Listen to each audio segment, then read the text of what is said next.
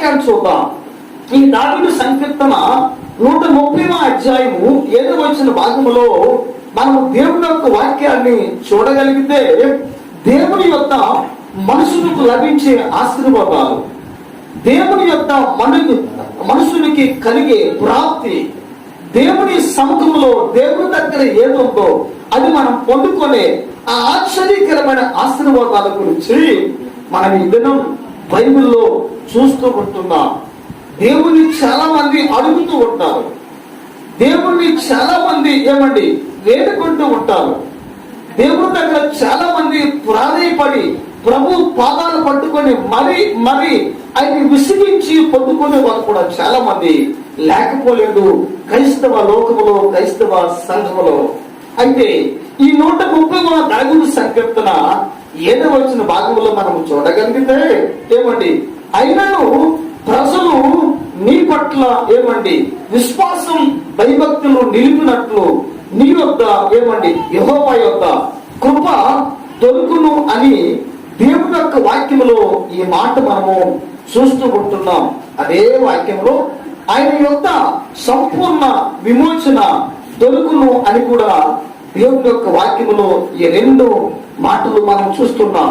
దేవుని యొక్క దొరికేది కృప, రెండవది దేవుని యొక్క దొరికేది విమోచన, విడుదల అని ఈ దినము ఈ వాక్య భాగాలలో ఈ 2 మాటలు మనము చూస్తూ ఉంటున్నాం. ఈ 2 మాటల మీద క్రైస్తవ లోకం మనస్సు పెట్టగలిగితే, మనస్సు పెట్టి చూడగలిగితే, మనస్సు పెట్టి ఈ రోజున క్రైస్తవ లోకం దేవుని యొక్క వాక్యాన్ని ఆలోచన చేయగలిగితే ఈ రోజున ఎంతో ఉన్నతం, ఎంతో అద్భుతం, ఎంతో అతీతం అని మనము గమనించి ఆలోచించాలి. 4వ వచన భాగంలో కూడా ఉన్న మాట ఏంటంటే యెహోవా యొద్ద క్షమాపణ దొరుకును అని వాక్యం మనం చూస్తున్నాం. 133వ దావీదు సంకీర్తన 4వ వచనం 7వ వచనం. 4లో దేవుని యొక్క క్షమాపణ దొరుకుతుంది అని మనం చూస్తున్నాం. 7వ వచన భాగంలో దేవుని యొక్క కృప దొరుకుతుంది అని మనం చూస్తున్నాం. అదే 7వ వచన భాగంలో 3వదిగా దేవుని యొక్క ఏమి దొరుకుతుంది అంటే సంపూర్ణమైన విమోచన, విడుదల దేవుని యొక్క దొరుకుతుంది అని ఈ రోజున బైబిల్ గ్రంథం ఆ విధంగా సెలవిస్తూ ఉంది. నేటి క్రైస్తవ సమాజం, నేటి క్రైస్తవ లోకం ఎటువంటి ఆశీర్వాదాల కొరకు ప్రాధేయపడుతున్నారు, ఎటువంటి ఆశీర్వాదాల కొరకు ప్రాకులాడుతున్నారు అని మనం ఆలోచన చేయగలిగితే ఈ రోజున క్రైస్తవ లోకం అంతా కూడా భౌతికమైన ఆశీర్వాదాల కొరకు ఈ రోజున ఆశపడుతూ ఉన్నారు, ఈ రోజున ప్రయాస పడుతూ ఉన్నారు. ఈ రోజున ప్రజలు బాహ్యపరంగా, భౌతికంగా కనిపించిన ఆశీర్వాదాలు ఇవన్నీ నా జీవితంలో, నా బిడ్డల జీవితంలో, నా భార్య జీవితంలో, నా భర్త జీవితంలో ఉంటే చాలు అని సరిపెట్టుకొని సమర్థించుకుని వెళ్తున్న వ్యక్తులు ఈ రోజున ప్రపంచంలో చాలా మందిని మనం చూస్తూ ఉంటున్నాం. నేను అంటున్నాను, క్రైస్తవునికి కలిగే భౌతికమైన ఆశీర్వాదాలు కావో. ఈరోజు క్రైస్తవునికి భౌతికంగా లభించే ఆశీర్వాదమైనవి కావు అని మనం గమనించి ఆలోచించి అర్థం చేసుకోవాలి. క్రైస్తవుడు ఈ లోకంలో జీవించవలసిన జీవితం ఏది అని అంటే ఆత్మ సంబంధమైనది, ఆత్మీయమైనది, ఆత్మ సంబంధంగా దేవుని కొరకు జీవించవలసిన జీవితం అని మనము గమనించి ఆలోచించాలి. ఆత్మ సంబంధమైన జీవితానికి పేదరికం అడ్డు కాదు, నీ సమస్యలు అడ్డు కాదు, నీ ఇబ్బందులు అడ్డు కాదు, నీకున్న రోగం అడ్డు కాదు, నీకున్న కార్యక్రమాలు ఇవేమి కూడా అడ్డు కానే కాదు. వాక్యం అంటున్న మాట ఏమిటంటే పేదలైన మీరు ధన్యులు, పరలోక రాజ్యము మీది అని వాక్యం సెలవిస్తుంది. అనగా పేదరికం, భౌతికమైన శ్రమలు, సమస్యలు, కష్టాలు ఇవేమి కూడా ఆత్మ సంబంధమైన పరలోకానికి అడ్డుగా రావు అని ఒక క్రైస్తవుడు గ్రహించి ఆలోచించి వివరంగా ఒక వ్యక్తి తెలుసుకుంటే అప్పుడు ఆ వ్యక్తి భక్తిలో నాటబడి స్థిరత్వాన్ని కలిగి స్థిరంగా ఉండి బలంగా ఉండి ఎన్ని కష్టాలు, నష్టాలు, ఉపద్రవాలు, ప్రమాదాలు, ఇటువంటి ఏమని అవన్నీ ఒక ప్రభావంగా తన మీదకు దాడి చేసినా సరే ఆ వ్యక్తి భక్తిలో నిలిచి గెలిచే సామర్థ్యాన్ని దేవుని ద్వారా పొందుకుంటాడు అని మనం గమనించి ఆలోచించి అర్థం చేసుకోవాలి. నిన్న ఒక దేవుని సేవకులు నన్ను కలవడానికి వచ్చారు. అయి నాతో మాట్లాడుతూ ఉన్నారు. ఒక మీటింగ్ గురించి మేము ఆ విధంగా మాట్లాడుకుంటూ ఉన్నప్పుడు ఆ సేవకులు నేను మాట్లాడుకునే మాట ఏమిటంటే, ఈ రోజున క్రైస్తవ లోకం అంతా కూడా ఆశీర్వాదం, ఆశీర్వాదం, బ్లెస్సింగ్, బ్లెస్సింగ్, బ్లెస్సింగ్, దీవెన, దీవెన, దీవెన, వీటి మీద మాత్రమే ఈ రోజున క్రైస్తవులు వారి భక్తి పునాదిని వేసుకుంటూ ఉంటున్నారు అని మాట్లాడుకున్నాం. వారి విశ్వాసపు పునాదిని వీటి మీద మాత్రమే వారు వేసుకుంటున్నారు అని మేము మాట్లాడుకున్నాం. ఎందుకు అంటే యేసయ్యను నమ్ముకుంటే ఇల్లు కట్టుకుంటాం, యేసయ్యను నమ్ముకుంటే మేడలు కట్టుకుంటాం, యేసయ్యను నమ్ముకుంటే భూమి పుట్ర నగనట్ర కొనుక్కుంటాం, యేసయ్యను నమ్ముకుంటే ఉద్యోగాలు వస్తాయి, యేసయ్యను నమ్ముకుంటే వ్యాపారం దీవించబడతాయి. ఇవన్నీ సెకండరీ, ఇవన్నీ సెకండరీ, ఇవన్నీ తరువాత ఆ తదుపరి కార్యక్రమాలు. మొట్టమొదటిగా వాక్యం అంటున్న మాట ఏమిటంటే, ఆయన నీతిని, ఆయన రాజ్యమును మీరు వెతకండి, మీరు చర్చించండి, మీరు ప్రయాసపడండి, అప్పుడు అవన్నీ మీకు అనుగ్రహించబడతాయి అని ప్రభులు వారు చెప్పారు. ఈ రోజున క్రైస్తవుడు వెతకవలసింది మొదట భౌతికమైన ఆశీర్వాదాలు కాదు. ఈ రోజున క్రైస్తవుడు వెతకవలసింది భౌతికమైన దీవెనలు, బ్లెస్సింగ్స్ కానే కాదు. ఈరోజు మొట్టమొదటిగా మనం ఏది వెతకాలి, వేటిని వెతకాలి అని మన వాక్యంలో చూడగలిగితే ఆయన నీతిని, ఆయన రాజ్యాన్ని మనము వెతకాలి. Righteousness, his Kingdom is righteousness.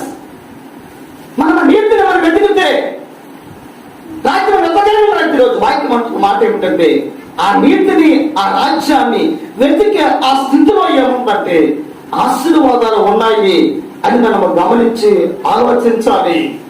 ఈ రోజున ఎవరు కూడా దేవుని యొక్క నీతి కొరకు ప్రయాసపడి ప్రాంతాడేవాడు ఎవరు లేరు. ఈ రోజున దేవుని యొక్క రాజ్యాన్ని వెతకాలి అని అనుకున్న వారు ఈ రోజున ఎవరు లేరు. ఈ రోజున క్రైస్తవ సంఘం దేవుని కొరకు జీవించాలి అనే పౌరుషం, ఆ రోషం, ఏమండి ఆ విధానం, ఆ ఉద్దేశం రోజున క్రైస్తవ సంఘంలో పూర్తిగా చచ్చిపోయి సన్నగిలిపోయిందని చెప్పుటలో సందేహం ఎంత మాత్రము కూడా లేదు అని మనం గమనించి ఆలోచించాలి. ఇప్పుడే మన బ్రాంచ్ సంఘంలో వాక్యం చెప్పి వస్తున్నాను నేను. అక్కడ చెప్పిన సందేశం ఏంటంటే, అపోస్తలుల కార్యాలు 16వ అధ్యాయం 11, 12, 13, 14, 15 వాక్య భాగాలు మనం అక్కడ మేము ధ్యానించుకున్నాం.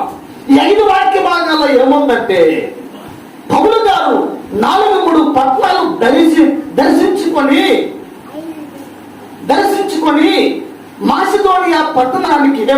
మాసిదోనియా పట్టణానికి పిలుపుకు వచ్చిన తర్వాత ఆ పిలిపి పట్టణంలో పౌలు గారు నివాసం చేస్తూ ఉన్నారు. ఆ గ్రామానికి తాత్కాలికంగా వచ్చాడు. ఆయన వచ్చిన తర్వాత ఆయన చేసిన పని ఏమిటంటే, ఎన్నో ప్రాంతాలు దాటుకుంటూ వచ్చారు, ఎన్నో గ్రామాలు దాటుకుంటూ వచ్చారు. ఎన్ని మైళ్ళు, ఎంత దూరమో మనకి తెలియదు. కానీ పౌలు గారికి ఉన్న ఆ రోషం ఏంటంటే, పౌలు గారికి, శీల గారికి ఉన్న ఆ రోషం ఏంటంటే, ప్రతి గ్రామంలో ప్రభువు ప్రేమ ప్రకటించబడాలి,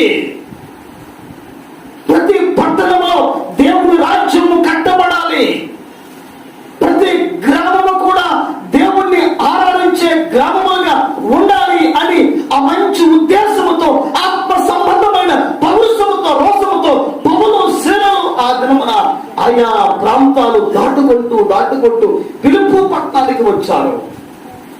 పిలిపి పట్టణం ఏది అని మనం చూడగలిగితే వాక్యం అంటున్న మాట ఏమిటంటే, అది రోమీయుల యొక్క ప్రవాస స్థానమై ఉంది అని వాక్యం సెలవుస్తుంది. ప్రవాస స్థానం అనగా యాత్రాస్థలము అనర్థం. యాత్రాస్థలము అనర్థం. అనేక మంది వేరే వేరే దేశాల నుంచి, వేరే వేరే ప్రాంతాల నుంచి, వేరే వేరే గ్రామాల నుంచి పిలుపు పట్టణానికి వచ్చి, ఆ పిలుపు పట్టణంలో ఒక ఆరాధ్య దైవం ఉంటే ఆమెను వారు సేవించి ఆరాధించి వారి వారి పట్టణాలకి తిరిగి ప్రజలు వెళ్ళిపోతూ ఉండేవారు. వారి వారి పట్టణాలకి తిరిగి ప్రజలు వెళ్ళిపోతూ ఉండేవారు. అది విశ్రాంతి దినం, అది ప్రభుని ఆరాధించే దినం, అది ఆదివారపు దినం, అది ప్రభు దినం. ఆ దినమున పౌలు శిలలు కూడా ఆ ప్రాంతానికి వచ్చారు. పౌలు శిలలు ఆ ప్రాంతానికి వచ్చారు. ఆ ప్రాంతంలో మందిరాలు లేవో, ఆ ప్రాంతంలో చర్చిలు లేవో, ఆ ప్రాంతంలో హల్లెలూయా స్తోత్రం అనే శబ్దం పరపాటు వినిపించలేదు. ఆ ప్రాంతంలో స్తుతి స్తోత్రం ఆరాధన లేదు. ఆ ప్రాంతంలో క్రైస్తవ బిడ్డలు ఎక్కడ కనుచూపు మేరలో కానరాలేదెవరు కూడా. పౌలు శీలలు ఆ పట్టణానికి వచ్చారు. అనేక మంది ప్రజలు క్రీస్తుని ఎరుగున వారే. వేరే వేరే సిద్ధాంతాలు, సాంప్రదాయాలు, వారి విధి విధానాలు ఆ ప్రజలు అందరూ కూడా నిమగ్నమై మునిగి తేలి ఆ ప్రజలు ఆగతంగా ఉన్నారండి. ఆ పట్టణానికి వెళ్ళిన పౌలు గారు, పౌలు శీలలు ఇద్దరు మాత్రమే కలిసి చప్పట్లు కొట్టారు, ప్రార్థన చేశారు, ఆరాధన చేశారు, పాటలు పాడారు, ధర్మశాస్త్రాన్ని పఠించారు, చదివి వినిపించారు. అయితే 13-14 వాక్యాలు అంటున్న మాట ఏమిటంటే, అపోస్తుల కార్యాలు 16-13-14 వాక్యం అంటున్న మాట ఏమిటంటే, అక్కడకు కూడి వచ్చిన స్త్రీలతో పౌలు శీలలు మాట్లాడుచున్నారు అని వాక్యం సెలవుస్తుంది. అక్కడికి కూడి వచ్చిన స్త్రీలతో పౌలు శీలలు కూడా మాట్లాడుతూ ఉన్నారు, సంభాషిస్తూ ఉన్నారు, వారితో మాట్లాడుతూ ఉన్నారు అని వాక్యం ఆ విధంగా స్పష్టంగా సెలవిస్తూ ఉంది. పౌలు గారు శీల అనేక మందితో మాట్లాడుతూ ఉన్నప్పుడు, నది తీరం సముద్ర ప్రాంతంలో మాట్లాడుతూ ఉన్నప్పుడు వారు మాట్లాడే మాటలు ఏమై ఉంటాయి అని మనం ఆలోచన చేయగలిగితే, వారు మాట్లాడే మాటలు, నీవు బాగున్నావా, మీ పేరేం పేరు, మీ ఊరేం పేరు, మీరేం చేస్తున్నారు, మీ హ్యాబిట్స్ ఏంటి, మీ అలవాట్లు ఏంటి, ఏమండి మీరు ఎంతమంది బిడ్డలు, మీ భార్య ఏం చేస్తారు, మీ భర్త ఏం చేస్తారు అని వారు ఇటువంటి బిజినెస్ వారు పెట్టుకోలేదు. ఇటువంటి కార్యక్రమాలు వచ్చిన శీలతో వారు మాట్లాడలేదు. పౌలు శీలలో మాట్లాడే మాట ఏమిటంటే, వారు నమ్మిన క్రీస్తు ప్రేమను నది తీరమున పిలిపి పట్టణంలో వారు ప్రకటిస్తూ వచ్చారు, వారు బోధిస్తూ వచ్చారు, వారు మాట్లాడుతూ వచ్చారు, వారు నమ్మిన విశ్వాసాన్ని ప్రజల కళ్ళ ముందు ప్రత్యక్షంగా ఆ సేవకులు పెడుతూ వచ్చారు. నేను చెప్పే మాట ఏమిటంటే, పౌలు గారి యొక్క ధ్యాస, శ్వాస, ఆశ ఏంటంటే, నేను చనిపోయేలోపు, నా ప్రాణము అర్పణగా పెట్టబడక మునుపు, నేను ప్రభు సముఖానికి చేరక మునుపు నా ద్వారా దేవుని పని ఆగకుండా సాగాలి. నా ద్వారా క్రీస్తు ప్రేమ ప్రకటించబడాలి. నా ద్వారా దేవుని రాజ్యం స్థాపించబడాలి. నా ద్వారా ఆత్మ సంబంధమైన బిడ్డలు దేవుని కొరకు నూతనంగా పుట్టగలగాలి, వారు క్రీస్తులో జన్మించాలి అని ఆ మంచి సదుద్దేశంతో పౌలు గారు ఆ పని ఆ ప్రాంతంలో చేస్తూ వచ్చారు. అనగా పౌలు గారికి ఉన్న ఆశ ఏంటంటే, ఎక్కడైనా దేవుని బిడ్డలకు ఉండాలి, ఎక్కడైనా సంఘము స్థాపించబడాలి, ఎక్కడైనా క్రైస్తవ కుటుంబాలు కనిపించాలి అనే ఉద్దేశంతో, సువార్త ప్రేమ ప్రకటనతో తను ఉన్న ప్రాంతాన్ని నింపాలి అని పౌలు గారు కంకణాన్ని కట్టుకున్నారు. దేవుని స్తోత్రం. పౌలు గారు కంకణాన్ని కట్టుకున్నారు. పౌలు గారు దేవునితో సమరణ చేస్తున్నారు. పౌలు గారు ఈ రోజున క్రైస్తవుడు లోకములోనే జీవిస్తున్నాడు. క్రీస్తుని లోకానికి పరిచయం చేయలేకపోతున్నాడు. ఈ రోజున క్రైస్తవుడు లోకములోనే అనేకమైన మాటలు మాట్లాడుతున్నాడు. ఈ రోజున క్రైస్తవుడు క్రీస్తు మాటలు లోకములో మాట్లాడలేకపోతున్నాడు. ఈ రోజున క్రైస్తవుడు జీవించిన సమాజంలోనే, ఈ సమాజంలో దేవుని ప్రేమ ఈ రోజున క్రైస్తవుడు ప్రకటించలేకపోతున్నాడు. బాధాకరం, విచారకరం, చాలా సేమ్. ఎందుకో తెలుసా?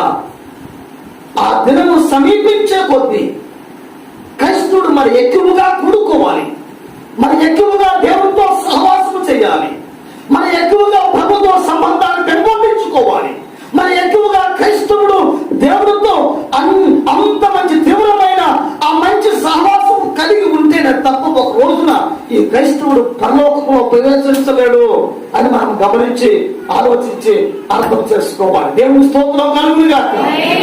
యేసయ్య ఈ లోకానికి వచ్చింది దేనికో తెలుసా? యేసయ్య ఈ లోకానికి వచ్చింది ఒక మధ్యవర్తిగా వచ్చాడు, మీడియేటర్గా వచ్చాడు. మధ్యవర్తిత్వాన్ని పోషించడానికి, పరలోకానికి భూలోకానికి ఒక సంబంధాన్ని కలుగు చేయడానికి యేసయ్య పరలోకాన్ని విడిచిపెట్టి భూలోకానికి ఒక మధ్యవర్తిత్వం వహించడానికి లోకానికి వచ్చాడు. ఆయన ప్రాణం పెట్టాడు, వాస్తవమే. ఆయన లోకంలో జీవించాడు, వాస్తవమే. ఆయన లోకాన్ని ప్రేమించాడు, వాస్తవమే. అన్ని వాస్తవాలే, వాస్తవాలే, వాస్తవాలే. అయితే ఆయన చేసిన పని ప్రాముఖ్యంగా ఏమైంది అని మన వాక్యంలో చూడగలిగితే, యేసు ఎక్కడికి వెళితే అక్కడ సువార్త ప్రకటన చేస్తూ యేసయ్య సంచారం చేస్తూ వచ్చాడు. యేసయ్య సంచారం చేస్తూ వచ్చాడు.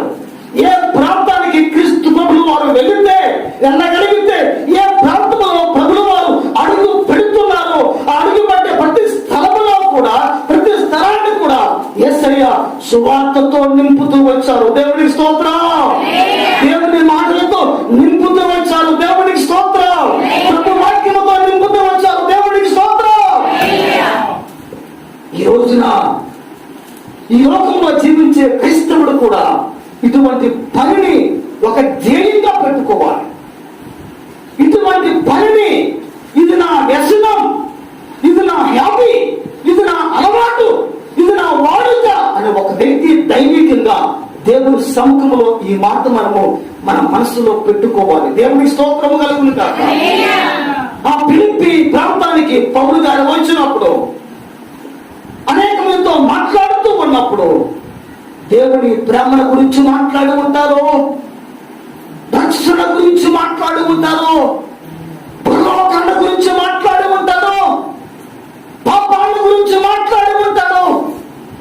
యేసు ఎందుకు ఈ లోకానికి వచ్చాడో, ఎందుకు ఈ లోకానికి రావాల్సి వచ్చిందో, ఎందుకు ఈ లోకంలో జీవించాడో, ఎందుకు ఈ లోకంలో బలైపోయాడు, ఎందుకు ఈ లోకంలో ప్రాణం పెట్టాడు, ఎందుకు రక్తము కాల్చాడు, ఇవన్నీ కూడా ఆ ఫిలిప్పీ పట్టణ ప్రాంత ప్రజలతో నది తీరమున పౌలు గారు తప్పనిసరిగా మాట్లాడి ఉంటారు. దేవుని స్తోత్రం కలుగును గాక.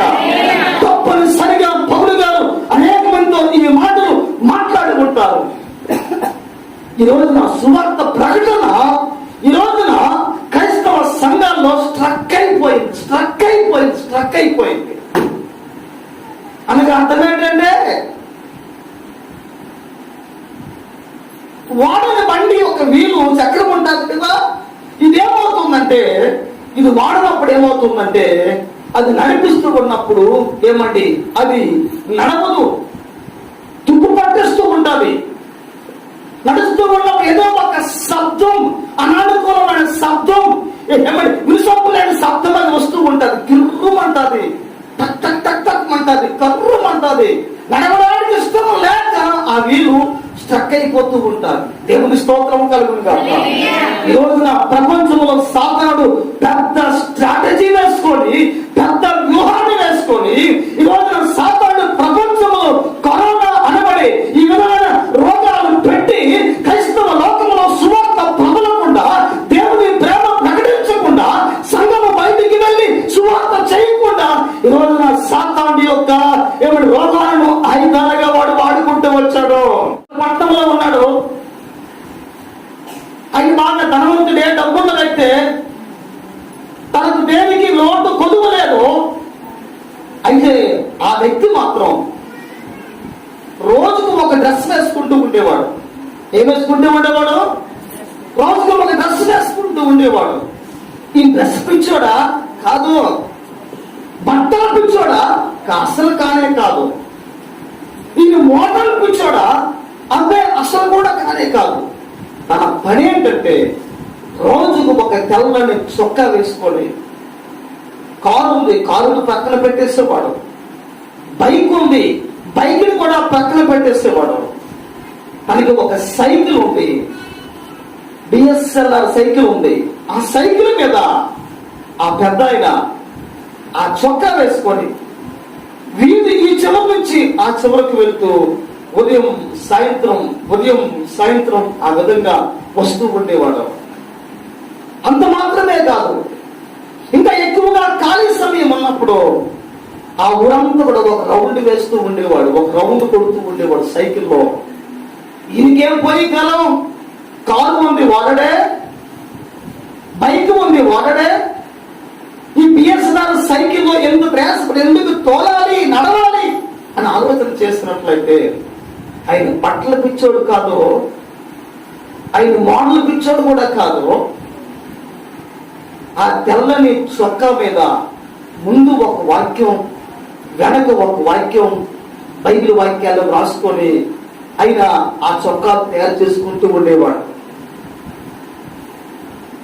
ఆయన చొక్కాలు తయారు చేసుకుంటూ ఉండేవాడు. ముందు వెళ్ళే వారికి ఒక వాక్యం కనిపించేది, వెనకాల చూసే వారికి మరొక వాక్యం కనిపించేది. ఇవన్నీ బైబిల్ వాక్యాలే. నేను స్వస్థపరచువాడు ఆయన, నీ పాపము క్షమించువాడు ఆయన, యేసయ్య మార్గము సత్యము జీవం అనే ఒక వాక్యం. ఏమండి, బాగు చేయవాడనే వాక్యం, ఒక వాక్యం. యేసు రక్తం ప్రతి పాపాన్ని కడుగుతుందని మరొక వాక్యం. ఆ విధంగా ఏమండి కొన్ని శక్తులు కుట్టించుకొని వాక్యాలను రాయించుకొని ప్రతిరోజు కూడా ఆ సొక్కాలు వేసుకుంటూ ఉదయం సాయంత్రం విధంగా తిరుగుతూ ఉండేవాడు. దేవుని స్తోత్రం కలుగును గాక, దేవుని స్తోత్రం కలుగును గాక. మాట్లాడితే మత మార్పిడి అంటారు లోకం, సువార్త చెబితే చేయొద్దు అంటుంది లోకం, యేసు ప్రభువు అంటే పరాయి దేవుడు అంటుంది లోకం.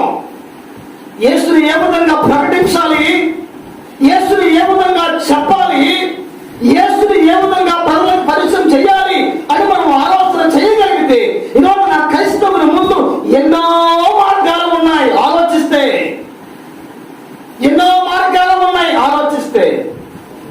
ఆ ధనవంతుడు, ఆ పెద్ద ఆయన ఆ సొక్కడేసుకొని తిరుగుతూ ఉన్నప్పుడు కొంతకాలానికి ఏం జరిగింది అని అంటే ఆ వీధిలో మొత్తం ప్రజలందరూ మారిపోయారు. దేవుడి చదవబట్టే ఆ వీధిలో ఈ ప్రక్క ఆ ప్రక్క ఉన్నవారు అందరూ మార్చబడిపోయి తను స్థాపించిన సంఘానికి ఆ బిడ్డలో వచ్చి దేవుడిని స్తుతించి పాటలు పాడి ఆరాధిస్తూ ఉంటే వాళ్ళు అడిగారంట, అయ్యా మిమ్మల్ని ఎవరు మార్చారు, అయ్యా మీకెవరు సువార్త చెప్పారు, అయ్యా మీ గురించి ఎవరు ప్రార్థన చేస్తాను అని అడిగితే ప్రజల నోటిలో మాటలు రావటం లేదు. ఆ తల్లి యొక్క నోరు శబ్దం వినిపించటం లేదు. వాళ్ళు చెప్పేది ఏంటంటే, అయ్యా ఈ ప్రాంతంలో ఒక పెద్ద ఆయన ఉండేవాడు, ఆయన చేసిన పని ఏమిటంటే ప్రతిరోజు ఉదయం సాయంత్రం తెల్లని చొక్కా మీద ఎర్రని అక్షరాలతో ఏమో కొన్ని వాక్యాలు రాస్తూ ఉండేవి. మేము ఆయన వెళ్తూ వస్తున్నప్పుడు మేము చదువుతూ ఉండేవారు. ఆ చదువుతూ ఉన్న ప్రక్రియలో ఆ వాక్యం మాకు అర్థమైంది. మాకు అర్థమయ్యే కొద్దీ నేను వాక్యాన్ని విశ్వసించాం.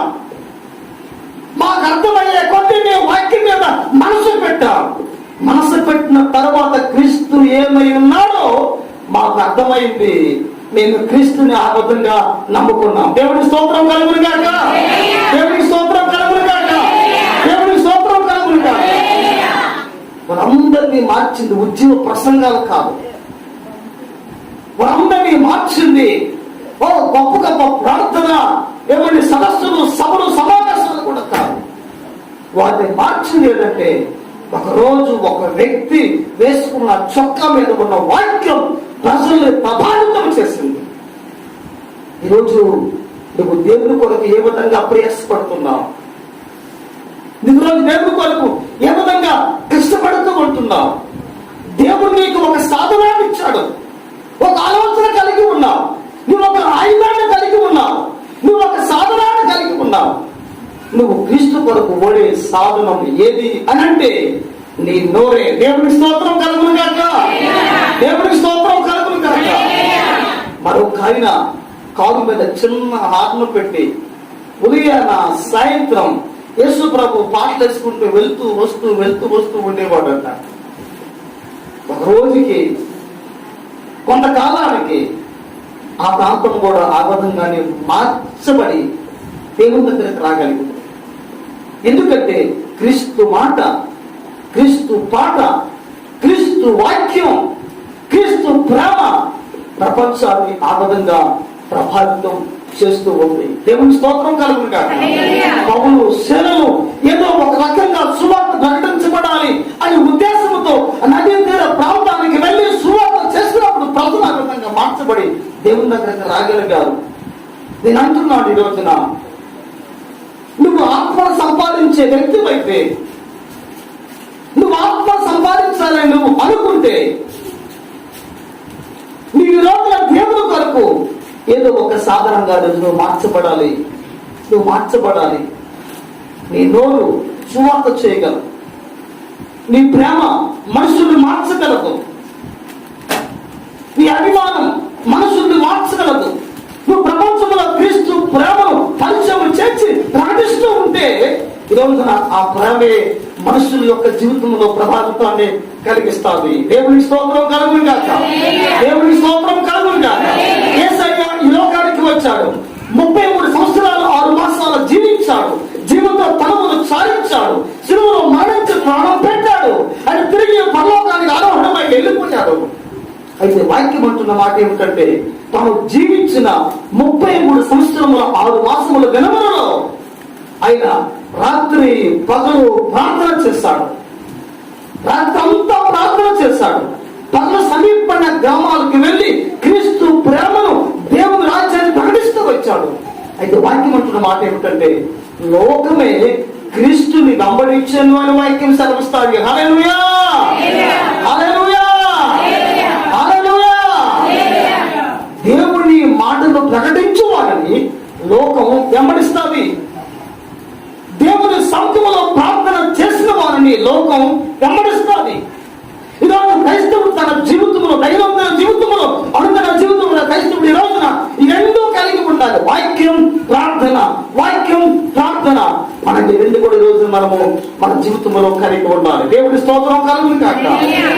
ఈ రెండు ఎవరైతే కలిగి ఉంటారో వారి ద్వారా సంఘానికి క్షేమం, వారి కుటుంబానికి క్షేమం, వారి ద్వారా నూతన ఆత్మను సంఘానికి రావడానికి దేవుడు మార్గాన్ని తెలుస్తూ ఉంటాడు.